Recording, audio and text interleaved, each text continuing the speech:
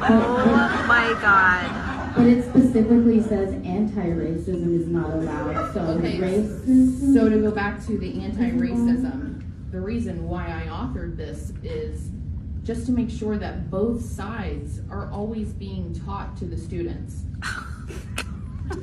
Oh my God. But it specifically says anti-racism is not allowed. So Okay. race. It's fun seeing idiots squirm, isn't it? This total moron member of the Ohio School Board, who probably never attended a school on her own, or if she did was just very busy trying to encourage racism and ban anti-racism when in school so she couldn't hear her teachers talk, got mocked publicly at the school board meeting when she was trying to defend her absurd, idiotic resolution trying to ban anti-racism in schools. So to go back to the anti-racism, when we're talking about anti-racism, I know when you look up the definition of it, it says, when you oppose racism.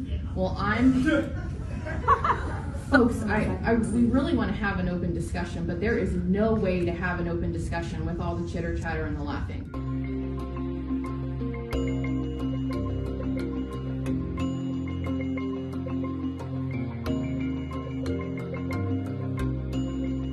And her reason for it being that she always wants both sides to be taught. When the person questioning her said, but it only says to ban anti-racism, that means that racism is allowed? She replies, well, to go back to that, I know if you look at the definition of anti-racism, it means you oppose racism, but that's only if you go with the definitions of words, which if you're going to go ahead and go with the definitions of words, then I guess you're going to call me an idiot. You could just go ahead and say I'm an idiot because I am one, but also you could say I'm a genius, even though I'm an idiot, if you want to go with the opposite of definitions.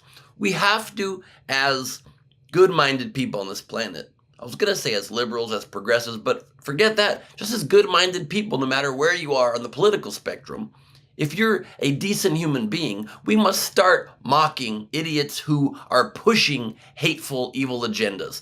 We should leave idiots alone who are minding their own business. But idiots who are pushing hateful, bigoted, racist agendas should be laughed in their face, because that is the absolute best way to ensure that we stop the onslaught of these complete malintended morons from trying to destroy our world, trying to destroy our country, trying to destroy our cities, our towns, our schools, by laughing them out of town, by laughing them out of power, by laughing to their stupid faces. Hopefully they will be so shamed they will stop speaking, they will stop running for office, they will stop making resolutions that make sure you see both sides, except the one side that's against racism, and just the one side that's for racism. Does that sound like a plan? I think it's a pretty good plan if you ask me. Mock the idiots who are evil. And that way, hopefully, the people that will then be left in power are people who are either smart or good people, or hopefully both. That would be my vote. I don't appreciate religion being brought to us at this podium, wherever it is, from whatever it is. It's not appropriate. This isn't the place. I love that you go to church. I love that you do it in your homes. That's a great place for it. I don't appreciate it here. These people kill me, always using Jesus and the Bible to justify whatever horrible views and actions that they take. Taking their views to these meetings like, excuse me, but according to 2 Timothy chapter 3, verse 42, Jesus don't like you coloreds, and Jesus don't want my son mingling with any of you weird people in your satanic ways.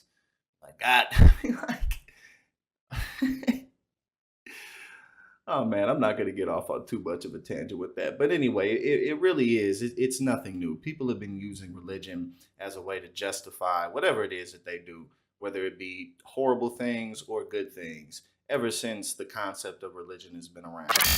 I also wanted to say that I will always be an advocate for our kids that are marginalized to whatever community that is, whether it be SPED, whether it be our transgender students, whether it be our children of color, whatever it is. You see people do this with Christianity. You see people do this with the Muslim faith, with the Jewish faith, the wars that have been fought, in ancient civilization, Roman wars, Greek wars, Genghis Khan's rule. Most of the time, these rulers are doing things in the names of gods that they believe are serving them. So this is no new concept, but it is funny to see it infiltrate the school system in such a way to where, this woman has to say, this just isn't the place for that. And I treat all of those students and will always have a place in my heart for them, as well as any of the other students that are less marginalized. And look, at the end of the day, one of the common tropes that's used as an argument against, doing something about climate change, for instance, is, people who live on coastal cities can just sell their homes and move. Well, if you live in a school district where your child is attending, an institution where maybe there's something in the culture or something in the curriculum that you don't agree with, and you can either homeschool them or send them to another private school or, pack your bags and move, which of course is not so easy to do. So not even to get too much off into a tangent about that. But again, it is a common trope that you see on the right wing when we talk about, taking action on social issues and economic issues that really not only will benefit the middle class at large, but also, just society at large therein.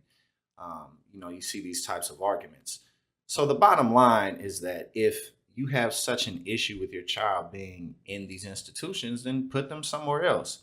And it's really that simple.